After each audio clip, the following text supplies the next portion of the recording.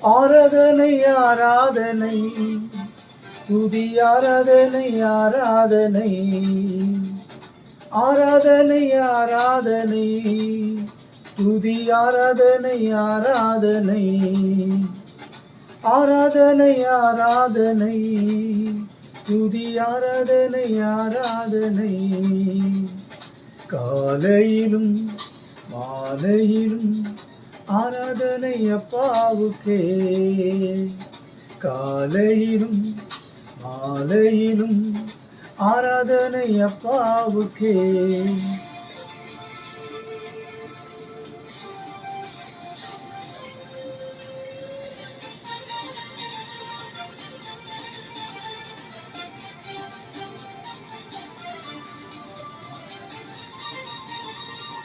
தூயாவியே உமக்கு ஆராதனை துணையாளரே உமக்கு ஆராதனை தூயாவியே உமக்கு ஆராதனை துணையாளரே உமக்கு ஆராதனை தூயாவியே உமக்கு ஆராதனை துணையாளரே உமக்கு ஆராதனை வானபிதாவே உமக்கு ஆராதனை வழிகாட்டியே உமக்கு ஆராதனை வனப்பிதாவே உமக்கு ஆராதனை வழிகாட்டியே உமக்கு ஆராதனை ஆராதனை ஆராதனை துதி ஆராதனை ஆராதனை ஆராதனை ஆராதனை துதி ஆராதனை ஆராதனை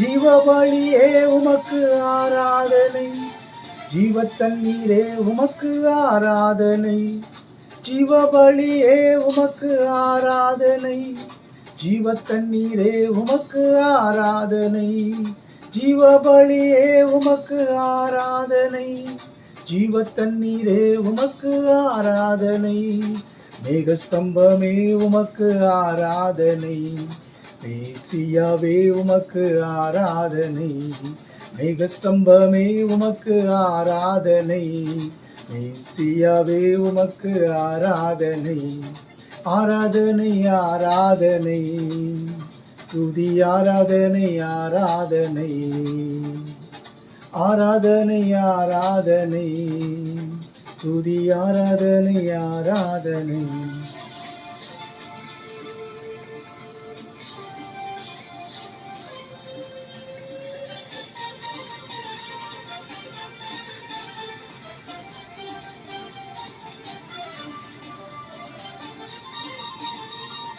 தூயாவியே உமக்கு ஆராதனை துணையாளரே உமக்கு ஆராதனை தூயாவியே உமக்கு ஆராதனை துணையாளரே உமக்கு ஆராதனை தூயாவியே உமக்கு ஆராதனை துணையாளரே உமக்கு ஆராதனை வானபிதாவே உமக்கு ஆராதனை வழிகாட்டியே உமக்கு ஆராதனை வானபிதாவே உமக்கு ஆராதனை வழிகாட்டியே உமக்கு ஆராதனை ஆராதனை ஆராதனை துதி ஆராதனை ஆராதனை ஆராதனை ஆராதனை துதி ஆராதனை ஆராதனை காலையிலும் மாலையிலும் ஆராதனை அப்பாவுக்கே காலையிலும் மாலையிலும் ஆராதனை அப்பாவுக்கே. ஹல்லேலூயா. ஸ்தோத்திரம் ஆண்டவரே, உம்மை ஸ்தோத்திரிக்கிறோம், உம்மை துதிக்கிறோம், உமக்கு நன்றி செலுத்துகிறோம் ஆண்டவரே. ஹல்லேலூயா. உம்மை ஆராதிப்பதே எங்களுக்கு கடமை ஆண்டவரே. உம்மை துதிப்பதே எங்களுக்கு இன்பம் ஆண்டவரே. உம்மை போற்றுவதே, உம்மை புகழுவதே, உமக்கு நன்றி செலுத்துவதே எங்களுடைய நோக்கம் ஆண்டவரே. ஹல்லேலூயா. கர்த்தாவே, உம்முடைய கரத்திலே ஆண்டவரே எங்களை நாங்கள் ஒப்பு கொடுக்கிறோம் ஆண்டவரே. இந்த காலை வேளையிலே இந்த பாடல் சொல்லப்பட்டபடி தூய ஆவியே உமக்கு ஆராதனை. துணையாளர் ஆண்டவரே, நீர் எங்களோடு கூட துணையா இருந்து எங்களை நடத்துகிறீரே அப்பா, உமக்கு நன்றி ராஜா. ஹல்லேலூயா. உம்மை ஸ்தோத்தரிக்கிறோம், உம்மை துதிக்கிறோம், உமக்கு நன்றி செலுத்துகிறோம் ஆண்டவரே. ஹல்லேலூயா. நீர் நல்லவர், வல்லவர், மகிமைக்கு பாத்திரர் ஆண்டவரே. உம்மை நன்றியோடு துதிக்கிறோம், ஸ்தோத்தரிக்கிறோம் ஆண்டவரே. ஹல்லேலூயா. உமக்கு நன்றி ராஜா. உம்மை ஆராதிக்கிறோம், உம்மை போற்றுகிறோம், உம்மை புகழுகிறோம், உமக்கு நன்றி செலுத்துகிறோம். இந்த நோக்கத்திற்காகத்தானே ஆண்டவரே நீர் எகிப்து தேசத்திலிருந்து எங்களை அழைத்து கொண்டு வந்தீர். எத்தனையோ நன்மைகளை பெற்றுக்கொள்கிறார்கள், ஆனால் நன்றி செலுத்துவது அவர்களுக்கு கடினமாக இருக்கிறது. ஆண்டவரிடத்தில் வந்து மன்றாடுகிறார்கள், கூக்குரலிடுகிறார்கள், அவருடைய வியாதியிலே வந்து மன்றாடுகிறார்கள், அவர் தேவைகளுக்காக வந்து மன்றாடுகிறார்கள். ஆனால் நன்றி செலுத்தவர்கள் பார்த்தீங்கன்னு சொன்னால் ஒரே வார்த்தையில் தேங்க்ஸ் அப்படின்னு சொல்லிட்டு போயிடுறாங்க. நன்றி ஆண்டவரே, அவ்வளோதான். ஆனால் அதை உணர்ந்து தேவன் ஒவ்வொரு சூழ்நிலையிலும் நம்மளை நடத்துகிற விதத்தை பார்த்து, போராட்டங்களின் மத்தியிலும் பிரச்சனைகளின் மத்தியிலும் தேவன் நம்மளை சமாதானத்தோடு நடத்துகிறதை நினைத்து நினைத்து நன்றி சொல்லணும். அவர் செய்த நன்மைகள் ஏராளம் பிரியமானவர்களே, அதை நாம் நினைத்து நன்றி சொல்ல வேண்டும். அதனால்தான் இந்த பாடல் வரிகள் அழகாக சொல்லுகிறது. வழிகாட்டியே உமக்கு ஆராதனை. வழிகாட்டுறவர் ஒவ்வொரு நாளும் நம்மளுக்கு பாதை இதுவே என்று சொல்லி நம்மளை நடத்தி கொண்டு போகிறார். அவர் வழி நடத்தும் பொழுது நிச்சயமாகவே எந்த கடினமான சூழ்நிலையாக இருந்தாலும் அது எளிதாக மாறிவிடும். அதனாலதான் வசனம் சொல்லப்பட்டபடி உன் வழிகளை கர்த்தருக்கு ஒப்புவித்து அவர் மேல் நம்பிக்கையாயிரு, அவரே காரியத்தை வாய்க்க பண்ணுவார். எவ்வளவு பெரிய கடினமான சூழ்நிலையாக இருந்தாலும் சரி, நாம் அவரை சார்ந்து கொண்டு இருப்போம் என்று சொன்னால், நம்மளுடைய வழிகளை அவரிடத்தில் ஒப்பு கொடுப்போம் என்று சொன்னால், அவர் நடத்துகிற விதம் ரொம்ப எளிதாக இருக்கும். குடும்பத்திலே குழப்பத்தை உண்டு பண்ண வேண்டும் என்று சொல்லி சத்ருவானவன் வகை தேடி சுற்றித் திரிகிறான். அவன் யாரை அவன் அப்படி துன்புறுத்துவான் என்று சொன்னால், அவர் சித்தத்தை செய்கிறவர்களையும் அவர்களுக்காக ஓடுகிறவர்களையும் எப்படியாவது அவர்களை தடுத்து நிறுத்த வேண்டும், அவருடைய சூழ்நிலைகளை வேறு விதமாக மாற்ற வேண்டும் என்று சொல்லி அவன் வகை தேடி சுற்றி திரிந்து குடும்பத்திலே போராட்டத்தையும் பிரச்சனையும் கொண்டு வரும்படியாய் முயற்சி செய்வான். ஆனாலும் நாம் வழிகளை அவரிடத்தில் ஒப்பு கொடுத்து நாம் செல்லும் பொழுது கர்த்தர் அதை எளிதாக மாற்றி விடுவார். உக்கிர கோபத்தை கொண்டு வருவான், ஆனால் நாம் தேவனை சார்ந்து கொண்டு இருப்போம் என்று சொன்னால் அதை தனியும்படி செய்து விடுவார். இந்த நாளிலும் அந்த தேவனை ஆராதிக்க வேண்டும், அந்த தேவனை போற்ற வேண்டும், அந்த தேவனை புகழ வேண்டும், அந்த தேவனுக்கு நன்றி செலுத்த வேண்டும். இன்றைக்கு நாம் ஜீவனோடு இருப்பதே அது சுத்த கிருபை பிரியமானவர்களே. நாம் நிற்பதும் நிர்மூலமாகாமல் இருப்பதும் அவருடைய சுத்த கிருபை என்று சொல்லப்பட்டிருக்கிறதே. சாதாரணமாக சொல்லிவிட்டு போயிடுவார்கள், நாம் நிற்பதும் நிர்மூலமாகாமல் இருப்பதும் அவருடைய சுத்த கிருபை என்று சொல்லி. நிற்பது என்று சொன்னால் எப்படி? இந்த உலகத்திலே பல பிரச்சனைகளின் மத்தியிலே, பல போராட்டத்தின் மத்தியிலே, பல பாவ சூழ்நிலையின் மத்தியிலே நாம் நிற்பது மிக மிக கடினம் பிரியமானவர்களே. அதற்கு தேவ கிருபை இருந்தால்தான். அன்றைய தினத்திலே யோசேப்பு அந்த கிருபை இருந்தபடியினால்தான் அந்த பாவ குழியிலே விழாதபடிக்கு அவர் தப்பித்து ஓடி போனார். இந்த நாளிலும் அந்த கிருபை தான் நம்மளை சூழ்ந்து கொள்ளுகிறது, அந்த கிருபை தான் நம்மளை வழிநடத்துகிறதா இருக்கிறது. அதற்காகத்தான் அந்த தேவனை நாம் போற்ற வேண்டும், அந்த தேவனை நாம் புகழ வேண்டும், அவருக்கு நன்றி செலுத்த வேண்டும். ஸ்தோத்திரம் ஆண்டவரே, உம்மை ஸ்தோத்தரிக்கிறோம், உம்மை துதிக்கிறோம், உமக்கு நன்றி செலுத்துகிறோம் அப்பா, உம்மை போற்றுகிறோம் ஆண்டவரே. ஹல்லேலூயா. வானாதி வானம் கொள்ளாதவரே உமக்கு நன்றி ராஜா. பிதாவாகிய தேவனே உமக்கு நன்றி ராஜா. இரட்சகராகிய இயேசு கிறிஸ்துவே உமக்கு நன்றி ராஜா. தேற்றரவாளனாகிய பரிசுத்த ஆவியானவரே உமக்கு நன்றி ராஜா. திரியேக தேவனே உமக்கு நன்றி ராஜா. இந்த உலகத்துல எத்தனையோ தெய்வங்கள் இருந்தாலும் எங்களை இறுதி வரையில் கொண்டு சேர்க்கிற ஒரே தேவன் நீர்தான் ஆண்டவரே. எங்கள் வாழ்நாள் முழுவதும் எங்களோடு கூட இருந்து பாதுகாத்து ஆண்டவரே எங்களை பாவ குழியிலே விடாதபடிக்கு பாதுகாத்து, நாங்கள் நரகத்திலே தள்ளப்படாதபடிக்கு பாதுகாத்து, எங்களை நித்திய நித்திய வாழ்க்கைக்கு கொண்டு போகக்கூடிய வல்லமையுள்ள தேவனே, உம்மை நன்றியோடு துதிக்கிறோம், ஸ்தோத்தரிக்கிறோம் ஆண்டவரே. உமக்கு கோடான கோடி நன்றி ராஜா, உமக்கு கோடான கோடி நன்றி அப்பா. உம்மை ஸ்தோத்தரிக்கிறோம், உம்மை துதிக்கிறோம், உமக்கு நன்றி செலுத்துகிறோம். ஹல்லேலூயா. உமக்கு நன்றி பலி பீடம் கட்டுகிறோம் ஆண்டவரே, நன்றி பலி பீடம் கட்டுகிறோம். நல்லவரே, உமக்கு நன்றி பலி பீடம் கட்டுகிறோம் ஆண்டவரே. துதி பலிகளை நாங்கள் ஏறெடுக்கிறோம் ஆண்டவரே. உம்மை ஆராதிக்கிறோம், உம்மை போற்றுகிறோம், உம்மை புகழுகிறோம், உமக்கு நன்றி செலுத்துகிறோம் ஆண்டவரே. எத்தனையோ பேருக்கு கிடைக்காத ஸ்லாக்கியத்தை எங்களுக்கு கொடுத்திருக்கிறீங்களே, அதற்காக உமக்கு நன்றி ராஜா.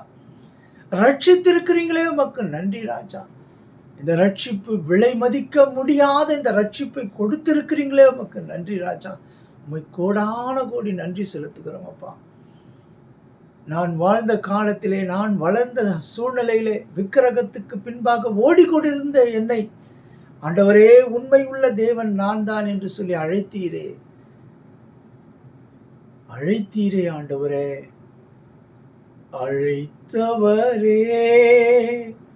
அழைத்தவரே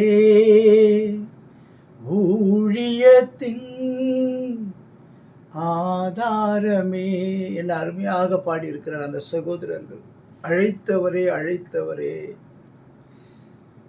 இந்த அழைத்த தேவன் எவ்வளவு வல்லமையுள்ளவர் என்பதை நினைத்து அவரை ஸ்தோத்தரிப்போம், அவரை துதிப்போம், அவருக்கு நன்றி செலுத்துவோம். ஹல்லேலூயா. நன்றி அப்பா. நன்றியோடு ஸ்தோத்தரிக்கிறோம் அப்பா, நன்றியோடு ஸ்தோத்தரிக்கிறோம், துதிக்கிறோம் ஆண்டவரே. ஹல்லேலூயா. ஸ்தோத்திரம் ஆண்டவரே, ஸ்தோத்திரம். கர்த்தாவே, இந்த நாளிலும் தியானிக்க இருக்கிற வசனங்களை என் தேவன் நீர்தாமே ஆண்டவரை அங்கீகரிப்பீராக, ஆசீர்வதிப்பீராகப்பா. உடைய கரத்திலே நாங்கள் ஒப்பு கொடுக்கிறோம் ஆண்டவரை. என் தேவன் தாமே பொறுப்பெடுத்துக் கொள்ளுங்கப்பா. இந்த நாளிலே தியானிக்க இருக்கிற வசனத்தை என் தேவன் நீர் ஆண்டவரை அங்கீகரித்து ஆசீர்வதிக்கும்படியாய் அப்பா உடைய கரத்தில் ஒப்பு கொடுத்து செபிக்கிறோம். இந்த நாளிலும் ஆண்டவரை ஏசப்பா, நாங்கள் தியானிக்கிற வசனங்கள் உம்முடைய நாமத்தை மகிமைப்படுத்தட்டும், எங்களை பலப்படுத்தட்டும், எங்களை சீர்படுத்தட்டும், எங்களை ஸ்திரப்படுத்தட்டும் ஆண்டவரை. எங்களை உயிர்ப்பிக்கட்டும் ஆண்டவரை. ஸ்தோத்திரம். இந்த நாளிலும் புதிய தொடராக தொடங்க இருக்கிறோம், உயிர்ப்பித்தல். இன்றைய செய்தியினுடைய தலைப்பு பார்த்தீங்கன்னா உயிர்ப்பித்தல். அதில் 3 காரியங்களை நாம் பார்க்க இருக்கிறோம். முதலாவது பார்த்தீங்கன்னா, பணிந்தவர்களின் ஆவியை ஆண்டவர் உயிர்ப்பிக்கிறார். 2வதாக பார்த்தீங்கன்னு சொன்னால், தமக்கு சித்தமானவர்களை உயிர்ப்பிக்கிறார். 3வதாக பார்த்தீங்கன்னு சொன்னால், சாவுக்கேதுவான சரீரங்களை உயிர்ப்பிக்கிறார். அல்லேலூயா. இந்த நாளில் முதல் வசனமாக கர்த்தர் இந்த நாளிலே இந்த வசனத்தை நம்மளோடு கூட ஆண்டவர் இடைப்படணும். இந்த வசனத்தின் மூலமாக தேவன் நம்மளோடு கூட பேசணும். ஏசாயா 57:15. ஏசாயா 57:15 நான் வாசிக்கிறேன்.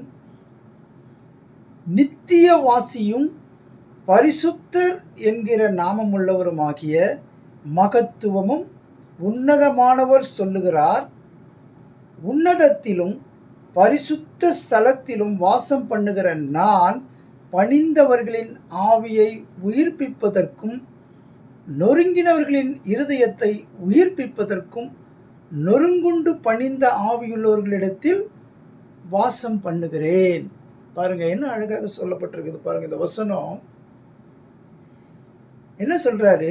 நித்தியவாசியா அவருக்கு பேர் என்ன கொடுக்கப்பட்டிருக்கிறது? நித்தியவாசி. முதலாவது நாங்கள் இந்த 3 டாபிக்ல முதலாவது டாபிக் பார்த்தீங்கன்னு சொன்னா, பணிந்தவர்களின் ஆவியை உயிர்ப்பிக்கிறது. இப்போ பாருங்க, இந்த இடத்துல இந்த வசனத்தில் அழகாக சொல்லப்பட்டிருக்கிறது. யார் நம்மளை உயிர்ப்பிக்கிறது? யார் நம்மளை உயிரோடு கூட வைத்திருக்கிறது?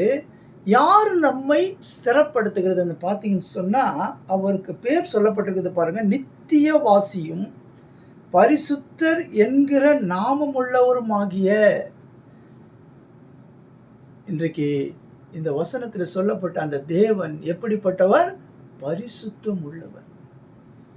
அப்படிப்பட்ட தேவன் என்ன செய்கிறார் பாருங்க. நம்மளுக்கு மகத்துவமும் உன்னதமானவர் சொல்லுகிறார். என்ன சொல்லுகிறார்னு சொன்னீங்கன்னு சொன்னா, உன்னதத்திலும் பரிசுத்த ஸ்தலத்திலும் வாசம் பண்ணுகிற நான், ஒரு உன்னதத்திலும் பரிசுத்த ஸ்தலத்திலும் வாசம் பண்ணுகிறவராகிய ஆண்டவர் சொல்லுகிறாரு. யார நோக்கி பார்க்கிறார் பாருங்க. யாருடைய இருதயத்தை நோக்கி பார்க்கிறார் பாருங்க. பாருங்க, பணிந்தவர்களின் ஆவியை உயிர்ப்பிப்பதற்கும் நொறுங்கினவர்களின் இருதயத்தை உயிர்ப்பிப்பதற்கும் நொறுங்குண்டு பணிந்த ஆவியில் ஒரு இடத்தில் பார்த்தீங்க இன்னைக்கு சொன்னா, இன்னைக்கு அநேகர் ஜெபித்து கொண்டிருக்கிறார்கள். அநேகருடைய உள்ளங்களிலே எப்படிப்பட்ட உள்ளம் இருக்கிறது என்று பார்த்தீங்கன்னு சொன்னா, ஐயோ ஏன் எனக்கு இப்படிப்பட்ட ஒரு சோதனை, ஏன் எனக்கு மட்டும் இப்படிப்பட்ட ஒரு பாடுகள், ஏன் எனக்கு மட்டும் இப்படி ஒரு போராட்டம், ஏன் என் குடும்பத்தில மட்டும் இப்படி ஒரு சோதனை வந்து கொண்டே இருக்கிறதே என்று சொல்லி நொறுங்கினவர்களின் ஆவியை அவர் நோக்கி பார்க்கிறாராம். அதுக்கு முன்பாக என்ன சொல்லப்பட்டிருக்கிறது? அவர் எப்படிப்பட்டவர்? மகத்துவம் உள்ளவர். இன்றைக்கு நீங்க கவலைப்பட்டு கொண்டு இருக்கலாம். நான் ஜெபித்துக் கொண்டே இருக்கிறேனே, என் காரியம் வாய்க்கவில்லையே,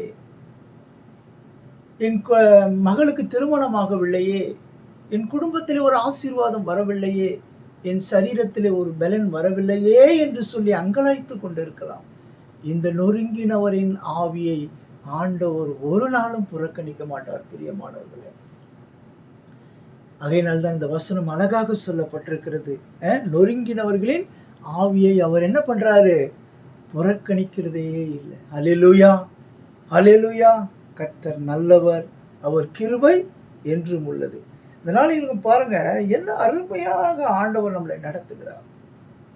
நிச்சயமாக சொல்றேன், அந்த நான் அதாவது ஆண்டவர் சொல்றாரு, அந்த சமாரிய ஸ்திரீ கிட்ட பார்த்து சொல்றாரு, உன்னுடைய இந்த சூழ்நிலையை, அதாவது அவள் தண்ணி தாகத்தை தீர்ப்பதற்காக தண்ணிக்காக அந்த கிணத்தருகிலே வருகிறாள். ஆனால் ஆண்டவர் அவரை பார்த்து சொல்லுகிற வார்த்தை என்ன? உனக்கு தாகமே உண்டாகாதபடிக்கு உனக்கு நான் தண்ணீரை கொடுக்கிறேன் என்று சொல்கிறார். அவருடைய அந்த சூழ்நிலையை ஆண்டவர் அறிந்து சொல்லுகிறார். இன்றைக்கும் பிரியமானவர்களே, சூழ்நிலையை அறிந்தவர். அதனாலதான் இன்றைக்கு நம்ம நொறுங்குண்ட இருதயத்தை ஒரு நாளும் புறக்கணிக்க மாட்டார். கண்ணீரோடு நீங்கள் ஜெபிக்கிறீர்களா? வேதனையோடு இருக்கிறீர்களா?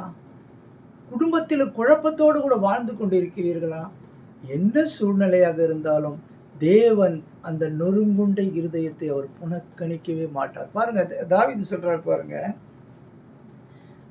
ஏன்னா தாவீதுக்கு எப்பவுமே இந்த சங்கீதத்துல பாத்தீங்கன்னு சொன்னா, இந்த சங்கீதத்தை கோட் பண்ணாம ஆண்டவரே இந்த சங்கீதத்தை கோட் பண்ணியிருக்காரு. ஏன்னு கேட்டீங்கன்னா, சங்கீதம் ஒரு அந்த போராட்டத்தின் மத்தியிலே எழுதப்பட்ட சங்கீதங்கள். அந்த சங்கீதத்திலே எழுதி வைக்கப்பட்டிருக்கிற வார்த்தைகள் பார்த்தீங்கன்னு சொன்னா, அனுபவம், அந்த எக்ஸ்பீரியன்ஸ் தான் அவருக்கு அது வருகிறது தவிர, இந்த சங்கீதத்தில் சொல்லப்பட்ட எல்லா வார்த்தைகளும் பார்த்தீங்கன்னு சொன்னா அவருடைய அனுபவத்தை அவர் எழுதி வைத்திருக்கிறார். தாவீது பாருங்க, இந்த இடத்துல 34வது சங்கீதம் 18வது வசனத்தை நீங்க பார்த்தீங்கன்னு சொன்னா, நொறுங்குண்ட இருதயம் உள்ளவர்களுக்கு கர்த்தர் எப்படி இருக்கிறாரா? சமீபமாய் இருந்து நறுங்குண்ட ஆவியுள்ளவர்களை ரட்சிக்கிறார். நம்மளுடைய இருதயம் நொறுங்கி போனவர்களை ஆண்டவர் புறக்கணிக்கிறவரே அல்ல. தேவனோடு நீங்கள் சஞ்சரிக்கும் பொழுது, தேவனோடு கூட நீங்கள் உறவாடும் பொழுது, தேவனோடு தேவ பட்சத்தில் நீங்கள் இருக்கும் பொழுது, அவர் சமூகத்தை நித்தம் நாடுகும் பொழுது, உங்களுடைய நொறுங்குண்ட இருதயத்தை அவர் சமீபமாய் இருக்கிறார்கள். சிலர்லாம் பார்த்தீங்கன்னு சொன்னா, சிலருடைய பிரச்சனைகள் வரும் பொழுது என்ன செய்வதென்று தெரியாது.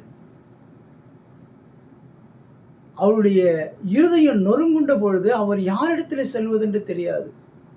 அந்த சூழ்நிலையில கர்த்தர் நம் பட்சத்தில் இருக்கிறார் என்பதை அவர்கள் அறிந்து கொள்ள வேண்டும். பாடுகள் வரும் பொழுது நீங்கள் நன்றாக தெரிந்து கொள்ளுங்கள், கர்த்தர் நம் பட்சத்தில் இருக்கிறார். ஒரு சின்ன வார்த்தை போதுங்க, அவருடைய மனதை உடைத்து விடும். அதை நம்ம சாதாரணமா பேசியிருப்போம், ஆனால் அவங்களுக்கு உள்ள நொறுங்கிவிடும். ஏன் இப்படி நமக்கு செய்கிறார்கள் என்று சொல்லி அவர் நினைப்பார்கள். ஆனால் அந்த சூழ்நிலையில தேவன் நம் பட்சத்தில் இருக்கிறார். அதனால்தான் தாவீது தைரியமாக அவர் எந்த சூழ்நிலையிலும் அவரால் வாழ முடிந்தது. அவருக்கு போராட்டங்கள் வந்தது, அவர் உயிருக்கு தப்பி ஓடுகிறார். அந்த சூழ்நிலையில கூட அவர் என்ன சொல்லுகிறார்? நொறுங்குண்ட இருதயத்தில் கர்த்தர் சமீபமாய் இருக்கிறார் என்று சொல்லி எழுதி வைக்கிறார். இந்த நாளிலும் இந்த பணிந்தவர்களின் ஆவி என்ற அந்த தலைப்பில் நாம் பார்த்து கொண்டு வருகிறோம். பாருங்க, நொறுங்குண்ட இருதயம் உள்ளவர்களுக்கு கர்த்தர் சமீபமாய் இருந்து நறுங்குண்ட ஆவியுள்ளவர்களை ரட்சிக்கிறார். கவலைப்படாதீங்க. இந்த போராட்டத்திலிருந்து நான் எப்படி வெளியே வருவேன்னு சொல்லி கவலைப்படாதீங்க. சரீரத்தில் பலவீனம் இருக்கும் பொழுது நீங்க கவலைப்படாதீங்க. நோய் வந்துருச்சேன்னு கவலைப்படாதீங்க. ஆனால் அந்த சூழ்நிலையிலையும் நம்மளை தப்புவிக்க ஒருவர் இருக்கிறார், நம்மளை உயிர்ப்பிக்க ஒருவர் இருக்கிறார், நம்மளை தூக்கி எடுக்க ஒருவர் இருக்கிறார் என்று சொல்லி நீங்கள் விசுவாசிக்கும் பொழுது, நீங்கள் தேவனை சார்ந்து கொள்ளும் பொழுது, அந்த நொறுங்குண்ட இருதயத்தை கர்த்தர் நிச்சயமாகவே புறக்கணிக்க மாட்டார். கர்த்தர் நம்மிடத்திலே வந்து அந்த சூழ்நிலையை மாற்றுகிறவராய் இருக்கிறார். அல்லேலூயா. சற்று சிந்தித்து பாருங்கள் பிரியமானவர்களே, இந்த சூழ்நிலையிலே நாம் எப்படி இருக்கிறோம்? இந்த வறுமை வந்துவிட்டதே, வியாதி வந்துவிட்டதே, போராட்டங்கள் வந்துவிட்டதே. எனக்கு தெரிஞ்ச சகோதரர்கள் ஒருவர், அவர் கட்டி வைத்திருக்கிற வீட்டு பக்கத்திலே ஒருவர் வந்து வீடு கட்டினார். பிறகு அவர் என்ன சொல்லுகிறார், நீங்கள் கட்டி வைத்திருக்கிறது என்னுடைய இடத்திலே கட்டி வைத்திருக்கிறீர்கள் என்று சொல்லி அவரோடு கூட போராடி கொண்டு இருக்கிறார். ஆனால் அந்த சகோதரன் 1 வருடமாக ஒரே போராட்டத்தில் இருந்தார். ஆனாலும் அந்த போராட்டத்தின் மத்தியிலே கர்த்தர் அவரோடு கூட இருந்தபடினாலே இன்றைக்கு அவர் தப்புவிக்கப்பட்டு அவருக்கு அந்த பிரச்சனையிலிருந்து ஆண்டவர் ஒரு நிரந்தர விடுதலை கொடுத்தார். சற்று சிந்தித்து பாருங்கள் பிரியமானவர்களே, பிரச்சனைகள் எப்படி வேண்டுமென்றால் வரும். நாம் இந்த பிரச்சனை வராது என்று நினைத்து கொண்டு இருப்போம். நாம் எல்லாம் சந்தோஷமாக இருக்கிறோம் என்று நினைத்து கொண்டு இருப்போம். ஆனாலும் பிரச்சனைகள் வரும். யோபு, அவர் அந்த சந்தோஷமாக வாழ்ந்து கொண்டிருக்கிறார், அவர் குடும்பத்தோடு கூட நன்றாக வாழ்ந்து கொண்டிருக்கிறார். திடீரென அவர்களுக்கு போராட்டம் வருகிறது, பிரச்சனைகள் வருகிறது. பிசாசானவன் கொண்டு வந்து அந்த சோதனையிலே அவர்களை சிக்க வைத்து விட்டான். ஒன்றும் தெரியவில்லை. ஆனால் போராட்டங்கள் வந்தது, பிரச்சனைகள் வந்தது. ஆனாலும் கர்த்தர் அதை பார்த்து கொண்டிருந்தார். கர்த்தர் ஒரு நாளும் யோபுவை கைவிடவில்லை. யோபு முன்னிலைமையை பார்க்கிலும் பின்னிலைமை ஆசீர்வதிக்கப்பட்டதா இருந்தது. இரட்டிப்பான ஆசீர்வாதத்தை கொடுத்து ஆசீர்வதித்தார். சற்று சிந்தித்து பாருங்கள் பிரியமானவர்களே, வேதனை வந்துவிட்டது என்று கவலைப்படுகிறீர்களா? போராட்டங்கள் வந்துவிட்டது என்று கவலைப்படுகிறீர்களா? குடும்பத்திலே கஷ்டம் வந்துவிட்டது என்று கவலைப்படுகிறீர்களா? வியாதி வந்துவிட்டது என்று கவலைப்படுகிறீர்களா? ஆண்டவர் சொல்லுகிறார், பணிந்த ஆவியுள்ளவர்களிடத்தில் அவர் சமீபமாய் இருக்கிறார். நொறுங்குண்ட இருதயம் உள்ளவர்களிடத்தில் அவர் சமீபமாய் இருக்கிறார். என்ன செய்வது, இந்த குடும்பத்தை எப்படி நடத்தி செல்வது, இந்த பிள்ளைகளை எப்படி கரை சேர்ப்பது என்று சொல்லி கவலையோடு இருக்கிறீர்களா? கர்த்தர் உங்களை பார்த்து சொல்லுகிறார், பிரியமானவர்களே, இந்த குடும்பத்தை நடத்துகிறவர் ஆண்டவராகிய இயேசு கிறிஸ்து. அன்றைக்கு படகிலே சீடர்கள் தத்தளித்துக் கொண்டிருக்கும் பொழுது அவர் அமைதியாக தான் இருந்தார், தூங்கிக் கொண்டு இருந்தார். ஆனால் அந்த சூழ்நிலையிலே அந்த இடத்திலே அவர்கள் வந்து ஆண்டவரிடத்திலே முறையிடும் பொழுது கர்த்தர் உடனே அதற்கு பதில் கொடுத்தார். காற்றையும் கடலையும் அதட்டினார், உடனே நின்று போயிற்று. பிரியமானவர்களே, அந்த போல புயலை போல உங்களுக்கு பிரச்சனை வந்தாலும், வெள்ளம் போல பிரச்சனைகள் வந்தாலும், உங்களை காப்பாற்ற ஒருவர் இருக்கிறார் என்பதை நீங்கள் மனதிலே நினைத்துக் கொள்ளுங்கள். அடியேனுக்கு கூட பல பிரச்சனைகள் வருகிறது. ஆனாலும் என் உள்ளத்திலே ஒரு சமாதானம் இருக்கும். இதை கொண்டு வருகிறவன் யார் என்பதை முதலாவது நிதானிக்க வேண்டும். குடும்பத்திலே பிரச்சனைகள் வருகிறது என்று சொன்னால், அந்த குடும்பத்திலே வருகிற பிரச்சனைக்கு காரணம் யார் என்பதை நிதானித்து பார்ப்பீர்கள் என்று சொன்னால் உங்கள் மனம் கலங்காது. பிரச்சனைகள் வரும், அந்த நொறுங்குண்ட இருதயம் போல நம்மளுடைய இருதயம் மாறும். ஆனாலும் தேவன் அதை உடனே சரி செய்கிறவராயிருப்பார். ஆகையினால் தான் நமக்கு எப்படி பிரச்சனைகள் வருகிறது, எதனால பிரச்சனைகள் வருகிறது, ஏன் இந்த பிரச்சனைக்கு காரணம் என்ன என்று பார்த்தீங்கன்னு சொன்னால் ஒன்றுமே இருக்காது. ஆனால் அது ஒரு பெரிய பூகம்பமாக மாறிவிடும். ஏனென்றால் அதுக்கு பின்பாக இருப்பவன் யார்? நன்றாக குடும்பத்திலே சந்தோஷமாக இருந்து கொண்டிருந்த இந்த யோபுவின் குடும்பம்தான் திடீரென சொல்லி சோதனைகளிலே மாட்டிக்கொள்ளுது. எல்லாம் அவர் விட்டு அழிந்து போகிறது. ஆனாலும் இதை பார்த்து கொண்டிருக்கிற தேவன் அவர் பட்சத்திலே இருக்கிறார். அல்லேலூயா. சற்று சிந்தித்து பார்ப்போம். இந்த நாளில் இன்னொரு வசனத்தை வாசிக்கலாம் பாருங்க. சங்கீதம் 113:6, சங்கீதம் 51:17 வாசிக்கலாம். தேவனுக்கு கேட்கும் பலிகள் நொறுங்குண்ட ஆவிதான். தேவனே, நொறுங்குண்டதும் நறுங்குண்டதுமான இருதயத்தை நீர் புறக்கணீர். இன்றைக்கு பார்த்தீங்கன்னு சொன்னால் உண்மையிலேயே தேவ சமூகத்திலே சென்று நம்முடைய பாரங்களை அந்த இடத்துல ஊற்றும் பொழுது, நம்முடைய வேதனைகளை அங்கே சொல்லும் பொழுது தேவன் நம்மளை உயிர்ப்பிக்கிறவராக இருக்கிறார். அன்னாளுடைய வாழ்க்கையிலே நடந்த போராட்டத்தின் மத்தியிலே அன்னாள் தேவ சமூகத்திலே போய் ஜெபித்தார். அவருடைய இருதயத்தை எல்லாம் அந்த இடத்திலே ஊற்றி விட்டார். கர்த்தர் அன்னாளை ஆசீர்வதித்தார். அந்த சூழ்நிலையை அவர் புறக்கணிக்கிற தேவன் அல்ல.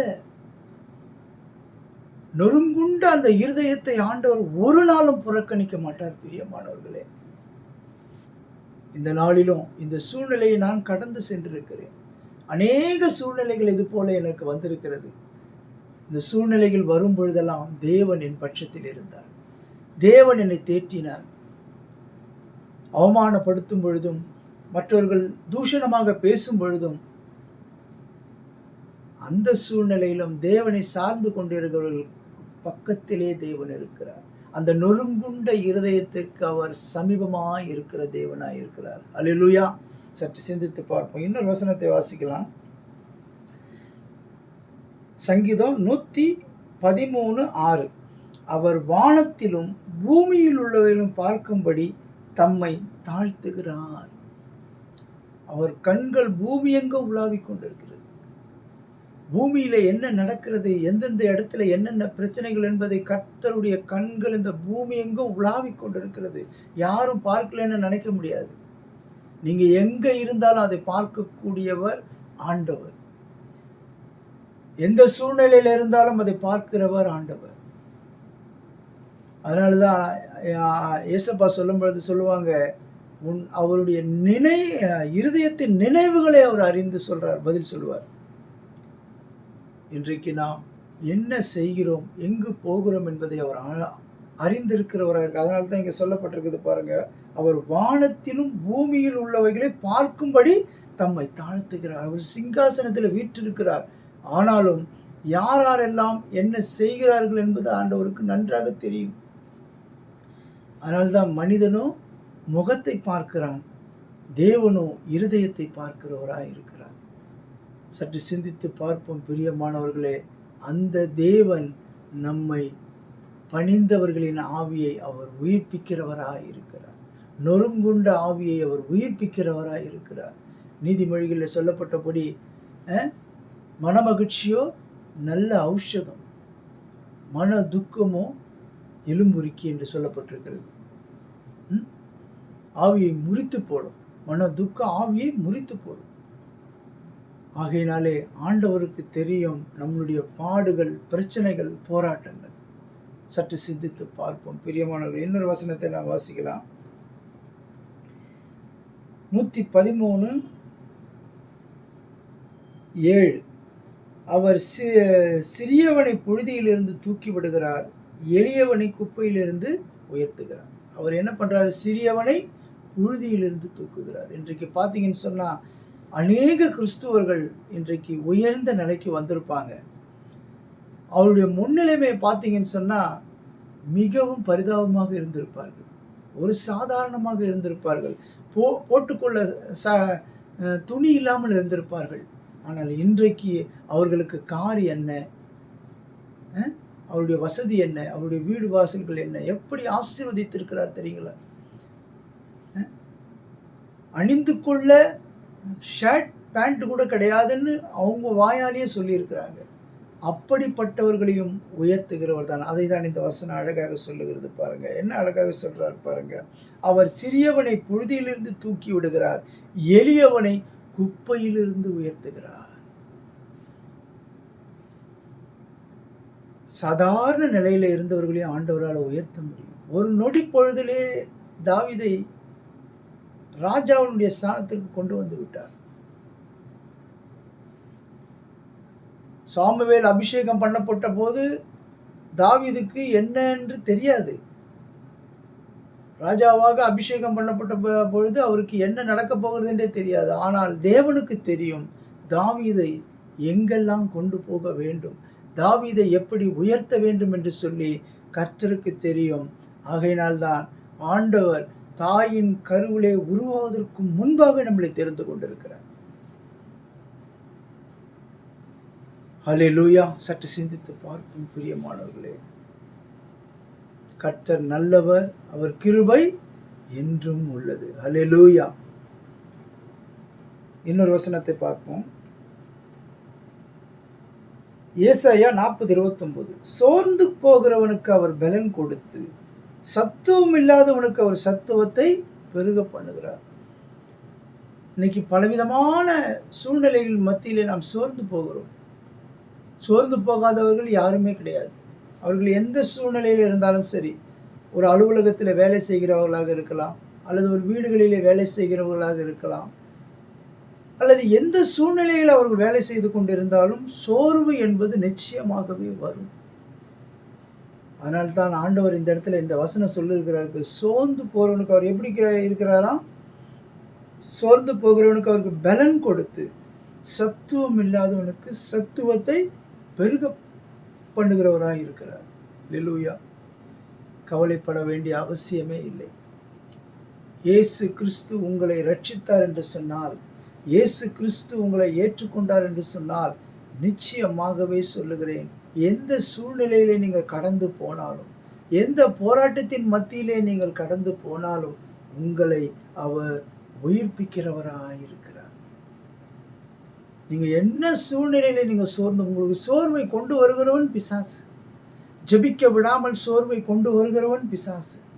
குடும்பத்தை நடத்த முடியாதபடி சூழ்நிலையை கொண்டு வருகிறவன் பிசாசு.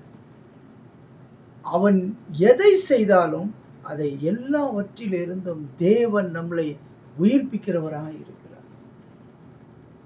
அவன் நம்மளை சோதனைக்குட்படுத்த பண்ணதான் பார்ப்பான்.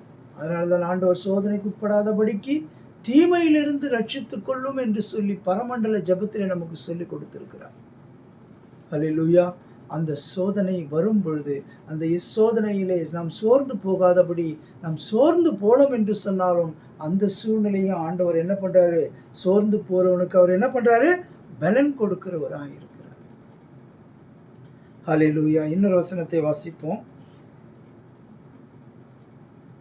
யோவேல் 2:13 பாருங்க. நீங்கள் உங்கள் வஸ்திரங்களை அல்ல, உங்கள் இருதயங்களை கிழித்து உங்கள் தேவனாகிய கர்த்தரிடத்தில் திரும்புங்கள்.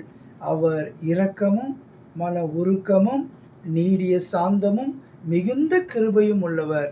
அவர் தீங்குக்கு மனஸ்தாபப்படுகிறவருமாயிருக்கிறார். நம் செய்த பாவத்திற்காக, நம் செய்த துரோகங்களுக்காக, நம் செய்த தீமைகளுக்காக நாம் இருதயத்தை கழித்து தேவனிடத்திலே திரும்பும் பொழுது, நாம் கண்ணீரோடு அவர் சமூகத்திலே ஊற்றும் பொழுது அவர் நம்மளை உயிர்ப்பிக்கிறவராக இருக்கிறார். அதனால தான் சொல்றாரு, பணிந்தவர்களின் ஆவியை அவர் என்ன பண்றாரு? உயிர்ப்பிக்கிறவராக இருக்கிறார். அல்லேலூயா. ரெண்டாவதாக பார்த்தீங்கன்னு சொன்னா, தமக்கு சித்தமானவனை உயிர்ப்பிக்கிறார். இந்த ரெண்டாவது டாபிக் பார்த்தீங்கன்னு சொன்னா, தமக்கு சித்தமானவனை உயிர்ப்பிக்கிறார். இந்த இடத்துல பார்த்தீங்கன்னு சொன்னா, இந்த சம்பவத்துல ஒரு விபச்சார ஸ்திரீ, அந்த விபச்சார ஸ்திரீ மற்றவர்களால் கண்டுபிடிக்கப்பட்ட பொழுது அவளை கல்லெறிந்து கொள்ள வேண்டும் என்று சொல்லி வகை தேடுகிறார்கள். அந்த கூட்டத்தார் எல்லோரும் அந்த இடத்துல நின்று கொண்டு அவளை சாகடிக்க வேண்டும் என்று சொல்லி அவர்கள் நினைக்கிறார்கள். ஆனால் அந்த இடத்துல இயேசு அந்த ஸ்திரீயினுடைய உள்ளத்தினுடைய அந்த வேதனையை அறிந்து உயிர்ப்பிக்கிறார். அந்த வேதனை, அவருக்கு சித்தமானதை செய்கிறார். யாராலையும் ஒன்றும் செய்ய முடியல. இங்கே உங்களில் பாவம் செய்யாதவன் யார்? அவன் முதல் கல்லை அவள் மேல் எரியட்டும் என்று சொன்னார். ஒருவரும் அங்கே நிற்க முடியலை. ஒருவர் மாத்திரம்தான் நின்றார். அவர்தான் ஆண்டவராகிய இயேசு கிறிஸ்து. இந்த உலகத்திலே வந்து, இந்த பாவ உலகத்திலே வாழ்ந்து, அந்த பாவமே கரைப்படியாத வாழ்ந்த அந்த பரிசுத்த தெய்வம். அதனால்தான் முதலாவது வசனத்திலே பார்த்தோம், அவர் பரிசுத்தர் பரிசுத்தர் என்று. அவர் பரிசுத்தமானவர், மகத்துவமானவர். ஹல்லேலூயா. அந்த தேவன் இந்த உலகத்திலே, பாவம் நிறைந்த உலகத்திலே, இந்த பாவமான உலகத்திலே அவர் இந்த பாவ கரையே இல்லாதபடிக்கு வாழ்ந்தார். அவர் பாருங்க, தமக்கு சித்தமானவர்களை எப்படி அவர் உயிர்ப்பிக்கிறவராய் இருக்கிறார் பார்த்தீங்கன்னு சொன்னா, அன்றைய தினத்திலே அங்கே நடந்த பிரச்சனைகளை பார்க்கும் பொழுது, அவர்கள் வேதனையோடு இருக்கும் பொழுது, அந்த ஸ்திரீயினுடைய உள்ளத்தை ஆண்டவர் அறிந்தார். இந்த உலகத்துல யார் தான் பாவம் செய்யல? பாவம் செய்ய தூண்டுகிறவனை தான் ஆண்டவருக்கு கோபமே தவிர, பாவம் செய்தவர்களை பார்த்து அவர் பரிதாபப்படுகிறார். ஐயோ, இந்த சூழ்நிலைக்கு இந்த சகோதரியை பயன்படுத்தி விட்டானே, ஐயோ இந்த சூழ்நிலைக்கு இந்த சகோதரனை பயன்படுத்தி விட்டானே என்று சொல்லி தேவன் நம்மளை பார்த்து பரிதாபப்படுகிறார். ஆனால் உலகம் நம்மளை பார்த்து பாவி என்று பரிகசிக்கும். உலகம் நம்மளை பார்த்து கொலைகாரன் என்று சொல்லும். உலகம் நம்மளை பார்த்து வேசி என்று சொல்லும்.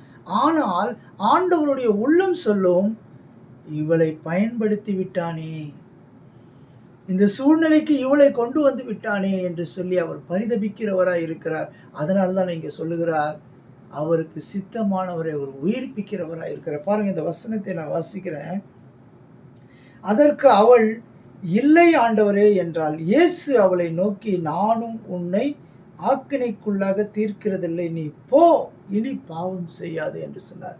அப்போ அந்த கல்லை எறிந்தவர்கள் யார் இருக்கிறாங்கன்னு சொல்லும் பொழுது அந்த இடத்துல சொல்றாரு, இல்லை என்று சொல்லப்பட்டிருக்கிறது. அவள் சொல்றா, யாரும் என்னை நியாயம் தீர்க்கல ஆண்டவரேன்னு.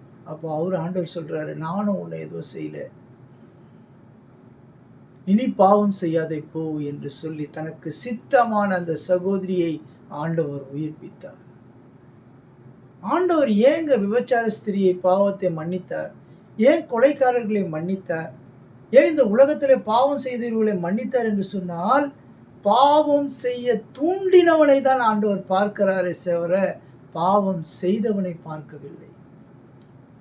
அந்த பாவத்தை செய்வதற்கு தூண்டுதல் செய்தவன் யார்? அதை தான் ஆண்டவர் பார்க்கிறார். அவருக்கும் அவனுக்கும் தான் பிரச்சனை தவிர இங்க அவருக்கும் நமக்கும் இல்லைங்க. நீங்க இந்த உலகத்தில் இருக்கிறவங்களாம் நினைத்து கொண்டு இருக்கிறார்கள், இயேசு கிறிஸ்து ஒரு மனிதர் என்று சொல்லி நினைத்து கொண்டிருக்கிறார்கள். அவர் மனிதராகவும் இருந்தார், அவர் தேவனாகவும் இருந்தார். இந்த உலகம் அவரை பார்த்து பரிகசிக்கிறது. அன்றைக்கு இருந்தவர்களே அவர் யார் என்று அறிந்து கொள்ளாமல் இருந்தார்கள். ஆனால் அந்த இயேசு கிறிஸ்து இந்த உலகத்திலே வந்த எந்த மனுஷனையும் பிரகாசிப்பிக்கிற ஒளியாக இருந்தார். அவர் இந்த உலகத்துல எல்லா மனுஷனையும் ரட்சித்தாருங்க. அவர் பாகுபாடு இல்லாம ரட்சித்தார். அவர் பக்கத்துல கல்வனாக தொங்கிக் கொண்டிருந்தவனை கூட அவர், பரதேசியிலே நீ இன்றைக்கு என்னோடு கூட இருப்பாய் என்று சொல்லி அவனையும் ரட்சித்தார். அல்லேலூயா. சற்று சிந்தித்து பாருங்கள். இன்றைக்கு நீங்க யாராக இருந்தாலும் சரி, நீங்க எவ்வளவு மோசமானவனாக இருந்தாலும் சரி, இந்த உலகத்துல உங்களை ஏற்றுக்கொள்ளாதவனாக யாராக இருந்தாலும் சரி, ஆனால் உங்களை ஏற்றுக்கொள்வதற்காக, உங்களை உயிர்ப்பிப்பதற்காக, உங்களை காப்பாற்றுவதற்காக, உங்களை தூக்கி எடுப்பதற்காகவே இந்த உலகத்திற்கு வந்தவர் தான் ஆண்டவராகிய இயேசு கிறிஸ்து. சற்று சிந்தித்து பாருங்கள் பிரியமானவர்களே. இந்த இயேசு கிறிஸ்து தமக்கு சித்தமானவர்களை உயிர்ப்பிக்கிறார். இன்றைக்கு ரட்சிப்பு மிகப்பெரிய ஆசீர்வாதங்க. எல்லாருக்கும் அந்த ரட்சிப்பு கிடைக்குதா? இல்லையே. இன்னைக்கு பாருங்க, எத்தனை பேர் எத்தனை விழாக்களை கொண்டாடி கொண்டு இருக்கிறார்கள். எப்படியெல்லாம் இந்த உலகம் போய்கொண்டிருக்கிறது. எல்லோரையும் ரட்சிக்கலாமே ஆண்டவர். ஆனால் அவருக்கு சித்தமானவர்களை அவர் ரட்சிக்கிறார். அந்த ரட்சிப்பு மிகப்பெரிய ஆசீர்வாதம். இருக்கிற ஆசீர்வாதத்திலேயே மிகப்பெரிய ஆசீர்வாதம் ரட்சிப்பு. அந்த ரட்சிப்பு முதல் வழி, முதல் ஆசீர்வாதம் அது. அதன் பிறகு எல்லாவற்றையும் அவர் தருகிறவராய் இருக்கிறார். அதனால்தான் வசனம் சொல்லப்பட்டிருக்கிறது, முதலாவது தேவனுடைய ராஜ்யத்தின் நீதியின் தேடுங்கள், பின்பு இவைகள் எல்லாம் உங்களுக்கு கூட கொடுக்கப்படும் என்று சொல்லப்பட்டிருக்கிறது. பிரியமானவர்களே, சற்று சிந்தித்து பாருங்கள். இந்த தேவன் எவ்வளவு வல்லமை உள்ள தேவன் என்பதை புரிந்து கொள்ளுங்கள். இந்த இயேசு யார் என்பதை அறிந்து கொள்ளுங்கள். அவர் இஸ் a dominion power. அவர் ஆளுகைத்தன்மை உள்ளவர். அன்றைக்கு ஆதாம் ஏவாள் இழந்த அந்த ஆளுகையை ஆண்டவர் பிசாசினிடத்திலிருந்து பிடுங்கி எடுத்து நம்மளிடத்திலே கொடுத்து விட்டார். அந்த ஆதாம் பாவம் செய்தார். பின்பு வந்த ஆதாமாகிய இயேசு ஒரு பாவம் செய்யாத பரிசுத்தமான தேவனாய் இந்த உலகத்திலே வாழ்ந்தார். அந்த இயேசுதான் நம்மை ரட்சிக்கிறவராய் இருக்கிறார். அந்த இயேசுதான் நம்ம பாவ குழியிலிருந்து தூக்கி எடுக்கிறவராய் இருக்கிறார். அந்த இயேசுதான் நம்மளை உயிர்ப்பிக்கிறவராய் இருக்கிறார். அந்த இயேசுதான் நமக்கு சித்தமானவர்களை அவர் உயிர்ப்பிக்கிறார். அந்த ஸ்திரீ என்ன நினைச்சிருப்பா? ஐயோ, எல்லோரும் என்னை கல்லடித்து கொல்ல போகிறார்களே என்று சொல்லி அந்த உள்ளம் எப்படி பாடுபட்டிருக்கும்? அந்த உள்ளம் எப்படி பாடுபட்டிருக்கும்? இந்த கொஞ்ச நேரத்தில் நம்மளை கல்லெறிந்து கொல்ல போகிறார்களே என்று சொல்லி என்ன சொல்லுவாங்க? ஆபத்து காலத்தில் என்னை நோக்கி கூப்பிடு, நான் அப்பொழுது உனக்கு மறு உத்தரவு கொடுப்பேன் என்று சொல்லி, நான் உனக்கு உத்தரவு கொடுத்து உனக்கு அறியாதது உனக்கு கெட்டாதமான பெரிய காரியத்தை செய்வேன் சொன்னது போல அந்த நேரத்தில் அந்த உள்ளத்தில் அவர் என்ன நினைச்சாலும், ஆண்டவரே, நான் செஞ்ச பாவத்தை மன்னியமப்பா, என்னை காப்பாற்றுங்கன்னு சொல்லி அவ கதறி இருப்பா. அந்த கதறுதல், அந்த நொறுங்குண்ட இருதயம், அந்த பணிந்த ஆவி ஆண்டவர் உயிர்ப்பிக்கிறவராய் இருந்தார். அல்லேலூயா. அவருக்கு சித்தமானவர்களை அவர் உயிர்ப்பிக்கிறவராய் இருக்கிறார். பாருங்க, இன்னொரு வசனத்தை வாசிக்கலாம். யோவான் 3:17 பாருங்க. உலகத்தை ஆக்கினைக்குள்ளாக தீர்க்கும்படி தேவன் தம்முடைய குமாரனை உலகத்தில் அனுப்பாமல் அவராலே உலகம் ரட்சிக்கப்படுவதற்காகவே அவரை அனுப்பினார். வந்து தண்டிக்கிறதுக்கு வரல. இந்த உலகத்தை வந்து நியாயம் தீர்க்க வரல. அது ஒரு நாள் இருக்கிறது. ஆனா எதற்காக வந்தார் இந்த உலகத்திற்கு? பிதா எதற்காக இயேசு கிறிஸ்து இந்த உலகத்துல அனுப்பினார் என்று சொன்னால், இப்படிப்பட்ட பாவ குழியிலே இருக்கிறவர்கள் ஒவ்வொருவருக்கும் தெரியும் பிரியமானவர்களே, தன்னுடைய மனசாட்சிக்கு தெரியும். அது பிசினஸ் பண்றவர்களாக இருக்கலாம், அல்லது எந்த தொழில் செய்கிறவர்களாக இருக்கலாம், அல்லது எப்படிப்பட்டவர்களாக இருக்கலாம். அவருடைய மனதுக்கு தெரியும் அவர்கள் செய்வது என்ன என்று சொல்லி. அப்படிப்பட்ட பாவ கரைகள் உள்ளவர்கள் தான் நாம். இந்த உலகத்திலே எந்த மனுஷனும் இயேசுவை போல கிடையாது. எல்லோரும் பாவம் செய்து கெட்டு அழிந்தவர்கள் தான். இன்றைக்கு அந்த பாவத்திலிருந்து விடுதலையாக்கக்கூடிய ஒரே ஆண்டவர், அந்த பாவத்திலிருந்து நம்மளை தூக்கி எடுக்கக்கூடிய ஒரே ஆண்டவர், நம்மளுடைய நொறுங்குண்ட இருதயத்தை உயிர்ப்பிக்கிற ஒரே ஆண்டவர், அந்த ஆண்டவராகிய இயேசு கிறிஸ்து தான். அல்லேலூயா. சற்று சிந்தித்து பாருங்கள் பிரியமானவர்களே. அல்லேலூயா. இந்த நாளிலும் பாருங்க, இன்னொரு வசனத்தை நான் வாசிக்கிறேன். யோவான் 3:18 பாருங்க. அவரை விசுவாசிக்கிறவன் ஆக்கினைக்குள்ளாக தீர்க்கப்படான், விசுவாசியாதவனோ தேவனுடைய ஒரே பேரான குமாரனுடைய நாமத்தை விசுவாசமுள்ளவராய் இராதபடியினாலே அவன் ஆக்கினை தீர்ப்புக்குட்டாய் உள்ளாயிற்று. பாருங்க, இந்த உலகத்தில் அவர் வந்த பொழுது அவரை ஏற்றுக்கொள்ளவில்லை. அவரை சிலுவையில் அறைந்தார்கள். இந்த உலகத்தில் 3 வழிதாங்க இருக்கிறது. இந்த உலகத்தில் 3 வழி. அவரால் நம்ம மீட்கப்படணும்னு சொன்னா, அவர் முதலாவது தண்ணீர். அந்த தண்ணீர் எப்படின்னு பார்த்தீங்கன்னு சொன்னா, அந்த தண்ணீரால சீடர்களுடைய கால்களை ஆண்டவர் கழுவுறார். இந்த உலகத்தில் தண்ணீரை பயன்படுத்தினார்.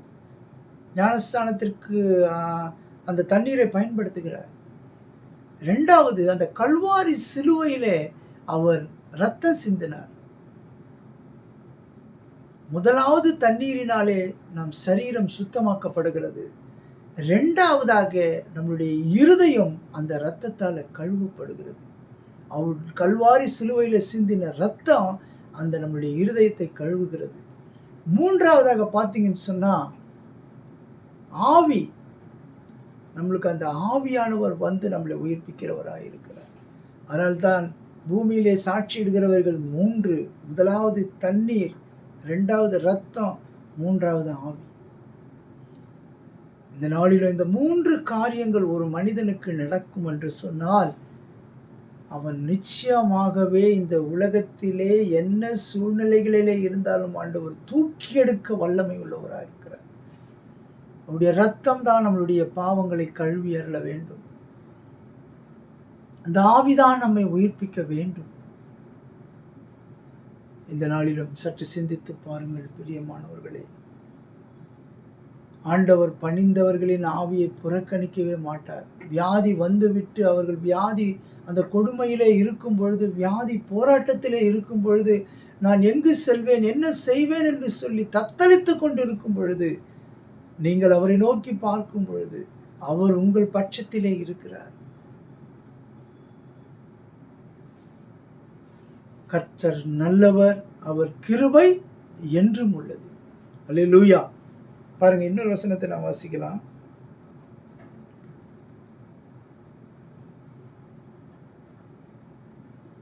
யோவான் 5:14 பாருங்க. அதற்கு பின்பு இயேசு அவனை தேவாலயத்திலே கண்டு, நீ சொஸ்தமானாய், அதிக கீழானதுன்னு உனக்கு வராதபடிக்கு இனி பாவம் செய்யாதே என்று சொல்லுகிறார்.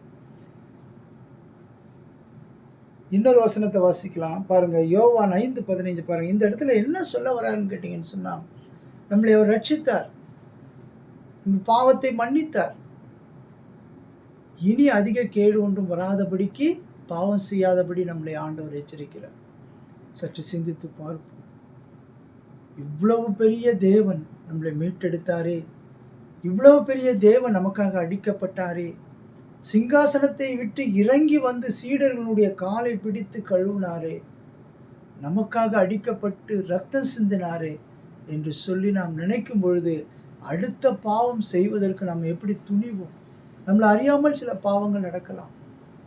சில நேரத்தில் சொல்லப்பட்டிருக்கிறது, நம்ம வீட்டுக்குள்ளேயே பல பிரச்சனைகள் ஏற்படலாம். ஆனாலும் தேவன் அதிலிருந்து நம்மளை வெளியில கொண்டு வருவார். அதற்காக நாம் தினந்தோறும் பாவம் செய்து கொண்டுதான் வாழணுன்றது அவசியம் அல்ல. கர்த்தர் எவ்வளவு நல்லவர் என்பதை ருசித்து பாருங்கள். கர்த்தர் மேல் நம்பிக்கையாய் இருக்கிற மனுஷன் பாக்கியவான். அல்லேலூயா. ஸ்தோத்திரம் ஆண்டவரே, ஸ்தோத்தரிக்கிறோம், துதிக்கிறோம் ஆண்டவரே. பாருங்க, இன்னொரு வசனத்தை வாசிக்கலாம். யோவான் 5:15 வாசிக்கலாம். அந்த மனுஷன் போய் தன்னை சொஸ்தமாக்கினவர் இயேசு என்று யூதர்களுக்கு அறிவித்தான். இதுக்கு மேலே உள்ள வசனங்களெல்லாம் நீங்கள் வாசித்து பாருங்க. அந்த சூழ்நிலையின் மத்தியிலே தேவன் அவரை உயிர்ப்பித்தார், அவருக்கு சித்தமானவனை உயிர்ப்பித்தார். ஆனால் அவனுடைய உள்ளம் எப்படிப்பட்டதாக இருக்கு பாருங்க. தன்னை சுஸ்தனமாக்கினவர் இயேசு என்று யூதர்களுக்கு அறிவித்தான். பாருங்க, அவனால் அதை அடக்கி கொள்ள முடியல. ஆண்டவர் அதை வெளிப்படுத்துவதற்கு ஆண்டவர் விரும்பவில்லை, ஆண்டவர் தன்னை உயர்த்தி கொள்வதற்கு விரும்பவில்லை. ஆனால் அந்த இடத்துல, அந்த சூழ்நிலையில அவன் தன்னை ஆண்டவர் உயிர்ப்பித்ததை அவன் நன்றி உள்ளவனாக இருக்கிறான். இன்றைக்கும் நமக்கும் எத்தனையோ சோதனையிலே ஆண்டவர் விடுதலையாக்கி இருக்கிறார், எத்தனையோ போராட்டங்களிலே நம்மளை தூக்கி எடுத்திருக்கிறார், எத்தனையோ வியாதி படுக்கையை மாற்றி போட்டிருக்கிறார். நாம் எப்படிப்பட்டவர்களாக இருக்கிறோம்?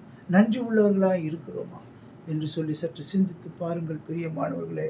ஹல்லேலூயா, ஹல்லேலூயா. இந்த நாளிலும் கர்த்தர் எவ்வளவு நல்லவராக இருக்கிறார். இன்னொரு மூன்றாவதாக பார்த்தீங்கன்னு சொன்னா, சாவுக்கு ஏதுவான உங்கள் சரீரங்களை உயிர்ப்பிக்கிறவராக இருக்கிறார். ஆண்டவர் சாவுக்கு ஏதுவான சரீரங்களை உயிர்ப்பிக்கிறவராக இருக்கிறார். அல்லேலூயா. மூன்றாவது, இந்த உயிர்ப்பித்தல் என்பதில் மூன்றாவது காரியமா என்ன பார்க்குறோம்? முதலாவது பார்த்தோம், பணிந்தவர்களின் ஆவியை ஆண்டவர் உயிர்ப்பிக்கிறார். இரண்டாவதாக பார்த்தோம், தமக்கு சித்தமானவர்களை உயிர்ப்பிக்கிறார். மூன்றாவதாக பார்த்தீங்கன்னு சொன்னால், சாவுக்கு ஏதுவான உங்கள் சரீரங்களை உயிர்ப்பிக்கிறார். அல்லேலூயா. இந்த செத்து போன சரீரத்தை உயிர்ப்பிக்கிறார். அன்றைக்கு ஆபிரகாம் செத்து போயிருந்த அந்த செல்களை உயிரடைய செய்து அவர்களுக்கு குழந்தையை கொடுத்தார். சாராளுக்கு அந்த அந்த உதிரப்போக்கு நின்று விட்டது. ஆனாலும் தேவன் அவர் அந்த செத்து போன அந்த செல்களின் மத்தியிலே ஆண்டவர் சாராளுக்கு ஒரு குழந்தை கொடுத்தார், ஈசாக்கை கொடுத்தார். இன்றைக்கு பார்த்தீங்கன்னு சொன்னால், 4 நாள் நாற்றம் எடுத்திருந்த, 4 நாட்களாக மரித்து நாற்றம் எடுத்திருந்த அந்த லாசருவை உயிரோடு எழுப்பினார். சற்று சிந்தித்து பாருங்கள். பாருங்க, இந்த வசனத்தை பாருங்க. இயேசுவை மரித்தோரிலிருந்து எழுப்பினருடைய ஆவி உங்களில் வாசமாய் இருந்தால், கிறிஸ்துவை மரித்தோரிலிருந்து எழுப்பினவர் உங்களில் வாசமாய் இருக்கிற தம்முடைய ஆவியினாலே சாவுக்கேதுவான உங்கள் சரீரங்களையும் உயிர்ப்பிப்பார். இதற்கு முன்மாதிரியாக என்ன அழகாக சொல்லப்பட்டிருக்கிறது? இயேசு கிறிஸ்து உயிர்த்தெழுந்தார். மரித்த இயேசு உயிர்த்தெழுந்தார். அதை தான் நம்ம ஈஸ்டர் என்று கொண்டாடுகிறோம். அந்த குட் ஃப்ரைடேல ஆண்டவர் மரித்தவர், அந்த ஈஸ்டரிலே ஆண்டவர் உயிர்ப்பிக்கப்படுகிறார். அப்போ அவர் உயிர்ப்பிக்கப்பட்டார் என்று சொன்னால் நாமும் உயிர்ப்பிக்கப்படுவோம். இன்றைக்கு நாம் மரித்தவர்கள் இன்றைக்கு நாம் அடக்கம் பண்ணுகிறோம். அவர்களை என்னவாக அடக்கம் பண்ணுகிறோம்? அவர்களை விதைக்கிறோம். அவர்களை விதைக்கிறோம். ஆண்டவர் வரும்பொழுது நிச்சயமாக ஒரு நாள் அவர்கள் எழுப்பப்படுவார்கள். அவர்களுக்கு விண் சரீரம் கொடுக்கப்படும். இந்த நாளிலும் கிறிஸ்துவர்கள் மரிப்பது பெரிய ஒரு சோகமான காரியம் கிடையாது. அவர்கள் மரித்தாலும் உயிர்ப்பிக்கப்படுவார்கள். அவர்கள் மரித்தாலும் ஆண்டவரோடு கூட அவர் வரும்பொழுது, எக்கால சத்தம் தொனிக்கும் பொழுது மரித்தவர்கள் முதலாவதாக எழுந்திருப்பார்கள். அல்லேலூயா. அதனால்தான் ஆண்டவர் இந்த இடத்துல சொல்லுகிற வார்த்தை என்ன? இயேசு கிறிஸ்துவை உயிரோடு எழுப்பினவர் நம்மையும் அவரோடு கூட உயிரோடு எழுப்பது நிச்சயம் என்று சொல்லுகிறார். இன்று மரித்தோம், நாம் அடக்கம் பண்ணப்பட்டோம் என்று சொல்லி ஒவ்வொருவரும் கவலைப்படுகிறார்கள் குடும்பத்திலே. ஆனால் கிறிஸ்துவுக்குள் மரிக்கிறவர்கள் இது முதல் பாக்கியவான்கள். இந்த வார்த்தை யாரும் சொல்ல முடியுமாங்க? மரணம் வந்துருச்சுன்னு சொன்னால் பயம் வந்துடும். மரணம் வந்துருச்சுன்னு சொன்னால் ரொம்ப அந்த குடும்பமே உடஞ்சி போயிடும். ஆனால் மரணம் பற்றி சொல்லப்பட்டிருக்கிறது, அது ஒரு பாக்கியம். கிறிஸ்துவுக்குள் மரிக்கிறவர்கள், இதை நன்றாக யோசித்து பாருங்கள். கிறிஸ்துவுக்குள் மரிக்கிறவர்கள் பாக்கியவான்கள். இந்த ஸ்லாக்கியம் பெருமையாக சொல்லிக்கணும்னு சொன்னால் கிறிஸ்தவர்களுக்கு மாத்திரம்தான் உண்டு. கிறிஸ்தவர்களுக்கு மாத்திரம்தான் உண்டு. கிறிஸ்துவுக்குள் மரிக்கிறவர்கள் இது முதல் பாக்கியவான் சொல்லி எந்த இடத்துல சொல்லப்பட்டிருக்கிறதா? எல்லோருக்கும் கண்ணீர் வரும் மரிக்கும் பொழுது. எல்லோரும் அழுவார்கள், எல்லோரும் சோகத்திலே மூழ்கி விடுவார்கள். ஆனால் கிறிஸ்துவர்கள் அதிலிருந்து எழுந்திருக்க தேவன் உதவி செய்வார். ஏனென்று சொன்னால் வசனம் சொல்லப்பட்டிருக்கிறது, அவர் வரும் பொழுது நாம் உயிர்ப்பிக்கப்படுவோம். இயேசுவை உயிர்ப்பித்த பிதா நம்மளையும் உயிர்ப்பிப்பார் என்று சொல்லி அந்த விசுவாசத்தோடு நாம் வாழ்ந்து கொண்டிருக்கிறபடினாலே மரணம் வந்த பொழுது கூட நம்மளுடைய வாழ்க்கை அப்படிப்பட்டதாக இருக்கும். அல்லேலூயா. சற்று சிந்தித்து பார்ப்போம். இன்னொரு வசனத்தை வாசிக்கலாம். யோவான் 5:21.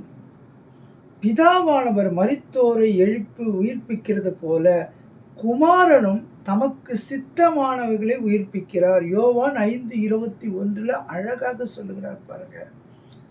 பிதா எப்படி இயேசு கிறிஸ்துவை உயிரோடு எழுப்பினாரோ அதே போல இயேசு கிறிஸ்து தமக்கு சித்தமானவர்களை அவர் எழுப்புவார். அதனால்தான் அவர் வானத்திலே வரும்பொழுது, எக்கால சத்தம் எழுதும் பொழுது மரித்தவர்கள் முதலாவதாக எழுந்திருப்பார்கள். அந்த அதிகாரம், அந்த வல்லமையோடு வருவார்.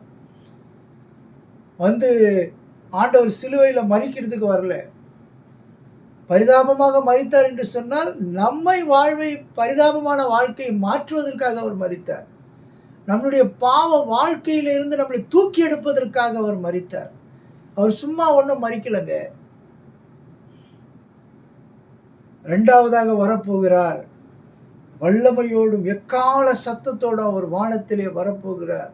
அன்றைக்கு பார்த்து எல்லாரும் புலம்புவாங்க, ஐயோ இவரை குத்தினோமே, இவரை காரி உமிழ்ந்தோமே, நமக்கு தெரியாத போச்சே என்று சொல்லி. நிச்சயமாக சொல்லுகிறேன் பிரியமானவர்களே, இன்றைக்கு இரட்சணிய நாள். இயேசு கிறிஸ்துவை ஒருவன் விசுவாசிப்பான் என்று சொன்னால், இயேசு கிறிஸ்துவை ஒருவன் ஏற்றுக்கொள்வான் என்று சொன்னால் அவன் நித்திய வாழ்க்கைக்கு சுதந்திரவாளியாக மாற்றப்படுகிறான். இன்றைக்கு 5 கிரவுண்டிலே இல்லை, 5 ஏக்கரிலே அல்ல, நீ 50,000 கோடியில நீ வீடு கட்டினாலும் சரி, நீ பரலோகத்தை சுதந்திரித்துக் கொள்ள முடியாது. இந்த இயேசு கிறிஸ்து இல்லாமல் நீ நிச்சயமாகவே அவருடைய பரதேசியில் நுழைய முடியாது. ஆகையினால் தான் இயேசு கிறிஸ்து இந்த உலகத்திலே வந்து நமக்காக பாடுபட்டு இரத்த சிந்தி மரித்து 3ஆம் நாள் உயிர்த்தெழுந்தார் என்று சொல்லி நீ விசுவாசிப்பாய் என்று சொன்னால், அந்த இயேசுவை சொந்த இரட்சகராக ஏற்றுக்கொள்வாய் என்று சொன்னால், நிச்சயமாகவே சொல்லுகிறேன் பிரியமானவர்களே, உங்களுடைய ஆசீர்வாதம் பெரிய ஆசீர்வாதம் நினைத்துக் கொள்ளாதீர்கள். உங்களுக்கு கிடைக்க போற மிகப்பெரிய ஆசீர்வாதம் உங்களுடைய நித்திய வாழ்க்கை. அதனாலதான் ஆண்டவர் சொல்றார், பரலோகம் சமீபமாய் இருக்கிறது, மனம் திரும்புங்கள். நன்றாக உணர்ந்து கொள்ளுங்கள் பிரியமானவர்களே, மனம் திரும்பி ஆண்டவரை ஏற்றுக்கொள்ளுங்கள். இந்த உலக ஆசீர்வாதத்தை வைத்துக்கொண்டு நாம் எல்லாவற்றையும் சாதித்து விடலாம் என்று நினைக்காதீர்கள். ஒரு நொடி பொழுதிலே நம் ஜீவன் போய்விடும். ஒன்றுமே செய்ய முடியாது, யாராலையும் காப்பாற்ற முடியாது. எவ்வளவு பெரிய டாக்டர்களை பக்கத்திலே வைத்துக் கொண்டிருந்தாலும், இந்த உலகத்திலே சிறந்த மருத்துவரை நீங்கள் பக்கத்திலே வைத்துக் கொண்டிருந்தாலும் காப்பாற்ற முடியாது. அன்றைக்கு பரிதாப குரலோடு நீங்கள் ஒன்றும் செய்ய முடியாது. அன்றைக்கு நோவாவின் காலத்தில் அப்படிதான் நடந்தது. நோவாவின் காலத்திலே புசித்து குடித்து பெண் கொண்டு பெண் கொடுத்து பெண் எடுத்து வாழ்ந்து கொண்டிருந்தார்கள், சுகபோகமாய் வாழ்ந்து கொண்டிருந்தார்கள். ஒரு நொடி பொழுதிலே ஜலப்பிரளயம் வந்தது, எல்லாரையும் அழித்து விட்டது. ஆனால் அதிலே கிருபை கிடைத்த ஒருவர் மாத்திரம்தான், அந்த நோவா மாத்திரம்தான். அந்த நோவாவை ஆண்டவர் கிருபை கொடுத்து தூக்கி எடுத்தார். அதன் பிறகு வந்ததுதான் இந்த சந்ததி. அதுக்கு முன்பாக இருந்ததெல்லாம் அழிந்து விட்டது. இன்றைக்கும் அப்படித்தான் வாழ்ந்து கொண்டிருக்கிறார்கள் மக்கள். இன்றைக்கும் அப்படித்தான் சுகபோகமாக சுற்றி திரிந்து கொண்டிருக்கிறார்கள் மக்கள். இன்றைக்கும் அப்படித்தான் மற்றவர்களுடைய பொருட்களை அபகரிக்கிறது, மற்றவர்களை ஏமாற்றுவது, எல்லா காரியங்களையும் செய்து கொண்டு சுகமாக வாழ்ந்து கொண்டிருக்கிறார்கள். ஆனால் ஆண்டவர் வரப்போகிறார்.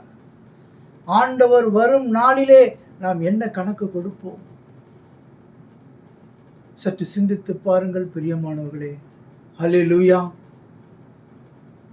சிந்திக்க வேண்டிய நேரம் இது. இன்னொரு வசனத்தை பார்ப்போம். அப்போஸ்தலர் 2:23 பாருங்க. அப்படி இருந்தும் தேவன் நிர்ணயித்திருந்த ஆலோசனையின்படியேயும் அவருடைய முன்னறிவிப்பின்படியேயும் ஒப்பு கொடுக்கப்பட்ட அந்த இயேசுவை நீங்கள் பிடித்து அக்கிரமக்காரருடைய கைகளினாலே சிலுவையிலே ஆணி எடுத்து கொலை செய்தீர்கள். மிக முக்கியமான ஒரு மனிதரையே, இந்த உலகத்திலே வந்தவரையே அவரை சிலுவையில் அறைந்து கொன்றார்கள். ஆனால் இதெல்லாம் நடக்க வேண்டும். இதற்கு பின்பாக இருந்து செயல்படுகிறவன் அந்த பிசாசு. பிசாசுக்கு தெரியாது இவர் மரித்து விட்டால் அவ்வளவுதான் என்று சொல்லி.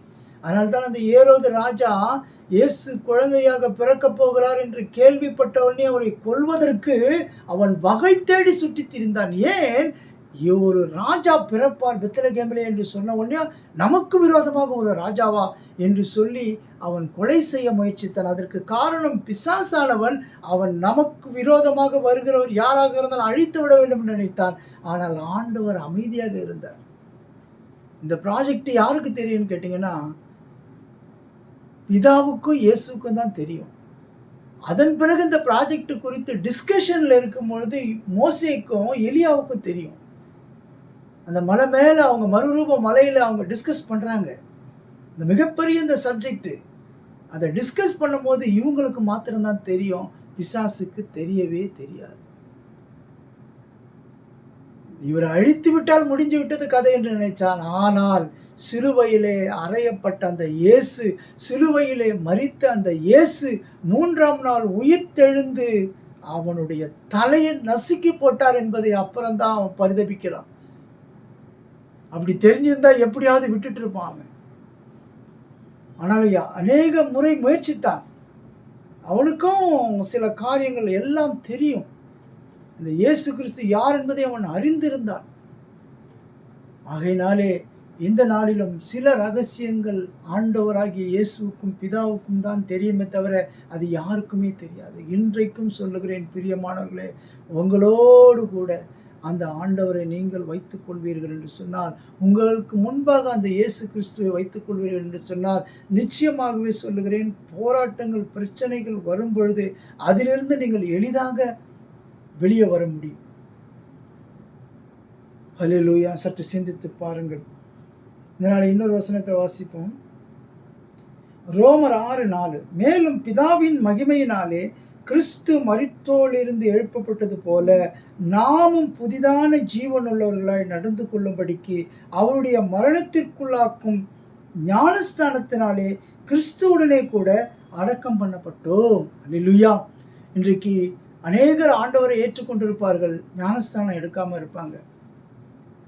அறிந்து கொள்ளுங்கள், ஞானஸ்தானம் என்பது தேவனோடு கூட நெருங்கக்கூடிய ஒரு வழி. அதை நீங்கள் எடுக்காமல் இருக்கிறது தவறு. அவர் ஏற்றுக்கொண்டீர்கள் என்று சொன்னால் நீங்கள் ஞானஸ்தானம் எடுப்பதற்கு முயற்சி செய்யுங்கள் மற்றும் இயேசு கிறிஸ்துவை அறிந்து கொள்ள முயற்சி செய்யுங்கள். இந்த ஞானஸ்தானம் அவ்வளவு பெரிய ஆண்டவர் சிங்காசனத்திலே வீற்றிருந்தவரே என்ன செய்தார்? பூமியிலே வந்து நியாயங்களை நிறைவேற்றும்படியாய், நீதி நியாயங்களை நிறைவேற்றும்படியாய் அவரே ஞானஸ்தானம் பெற்றார் யோவான் மூலியமாக. இந்த நாளில் இந்த வசனம் அப்படி சொல்லப்பட்டிருக்கிறது. பாருங்க, இந்த மரணத்திலே இருக்கிறவர்களை தேவன் உயிர்ப்பிக்கிறவராய் இருக்கிறார். எப்படி? அந்த ஞானஸ்தானத்தின் வழியாக, அந்த கல்வாரி சிலுவையின் வழியாக. அதை தான் நாம் நினைவு கூறுகிறவராய் இருக்கிறோம். அவருடைய இரத்தத்தினாலும் அவருடைய உடலையும் நம்ம புசிக்காவிட்டால் நமக்குள்ள ஜீவன் இருக்காதுங்க. ஒரு 85 வயது பாட்டி உயிருக்கு போராடி கொண்டு இருக்கிறது. நடந்த சம்பவம். அந்த பாட்டிக்கு எப்பவுமே வந்து என்ன பண்ணுவாங்கன்னா, கம்யூனியன் கொடுப்பாங்க. அந்த கம்யூனியன் அந்த பாட்டி எடுக்காம இருந்தாங்க. அந்த சூழ்நிலையிலே ஒரு நாள் அந்த சபை போதகர் என்ன செஞ்சாங்கன்னு சொன்னா, அவரை சந்தித்து அவர்கள் உயிருக்கு போராடி கொண்டிருந்த அந்த சகோதரிக்கு அந்த அப்பத்தையும் அந்த ரசத்தையும் கொடுக்கும் பொழுது அவர்கள் உயிரடைந்தார்கள். இது உண்மையாக சாட்சியாக சொன்னார். அதன் பிறகு ஒரு 6-7 வருடமோ என்னவோ உயிரோடு இருந்து அவர் பிறகு மரித்தார் என்று சொல்லப்பட்டிருக்கிறது. அது ஜீவன் உள்ளது. அந்த கல்வாரி இயேசுவின் இரத்தம் சகல பாவங்களை நீக்கி நம்மை சுத்திகரிக்கும். அந்த இரத்தம் நம்மளை பாவத்திலிருந்து, நம்மளை எல்லாவற்றிலிருந்து நீக்கி நம்மளை விடுதலை ஆக்கும். அவருடைய தழும்புகளால் நாம் குணமானோம் என்று சொல்லப்பட்டிருக்கிறது. அந்த உடலுக்கு அர்த்தமாக அந்த அப்பத்தை நாம் புசிக்கும் பொழுது அந்த காயங்களால் நாம் சுகமாகிறவராக இருக்கிறோம். அல்லேலூயா. சற்று சிந்தித்து பாருங்க. இன்றைக்கு ஆண்டவர் 3வதாக அவர் சித்தமானவர்களை அவர் என்ன பண்றாரு? சாவுக்கு ஏதுவான அந்த சரீரத்தை உயிர்ப்பிக்கிறவராக இருக்கிறார். அல்லேலூயா.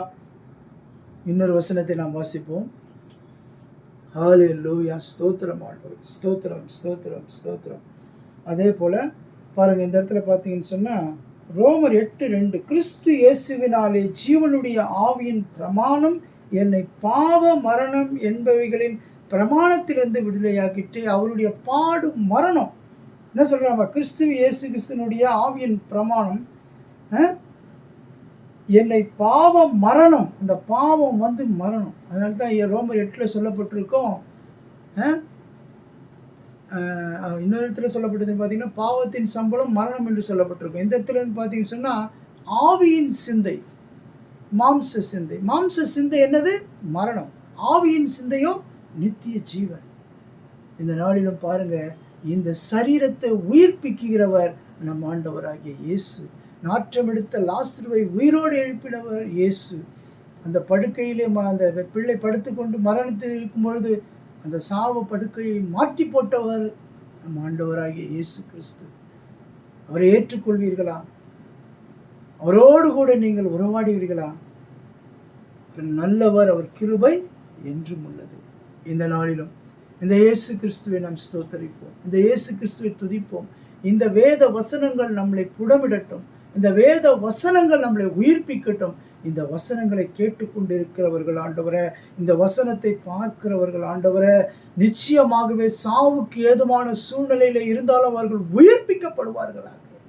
என்ன பிசாசின் கட்டுகளிலே இருந்தாலும் அவர்கள் விடுதலையாக்கப்படுவார்களாக. ஆண்டவரே, குடும்பத்திலே என்ன தேவைகளோடு இருந்தாலும் அதை அவர்கள் பெற்றுக்கொள்வார்களாக. அப்பா தேவன், நீர் வல்லமை உள்ளவர் என்பதை அவர்கள் அறிந்து கொள்ள உதவி செய்யுங்க. எல்லாவற்றையும் உடைய கரத்திலே ஒப்பு கொடுக்கிறோம் ஐயா. தேவன் தாமை பொறுப்பெடுத்துக் கொள்ளுங்கப்பா. ஆசீர்வதிங்க, வழி நடத்துங்க. இயேசு கிறிஸ்துவின் மூலம் ஜெபிக்கிறோம் எங்கள் நல்ல பிதாவே, ஆமேன். என் ஆத்மாவே கர்த்தரை ஸ்தோத்தரி, என் முழு உள்ளமே அவருடைய பரிசுத்த நாமத்தை ஸ்தோத்தரி. என் ஆத்மாவே கர்த்தரை ஸ்தோத்தரி. கர்த்தர் செய்த சகல உபகாரங்களையும் மறவாதே. நம் ஆண்டவராகிய இயேசு கிறிஸ்துவின் கிருபையும் பிதாவாகிய தேவனுடைய அன்பும் பரிசுத்த ஆவியானுடைய அந்யோன்ய ஐக்கியமும் என்றும் என்றும் சதா காலம் நம்ம அனைவரோடும் கூட இருப்பதாக. ஆமேன். ஸ்தோத்திரம் ஆண்டவரே. ஸ்தோத்திரம், ஸ்தோத்திரம், ஸ்தோத்திரம்.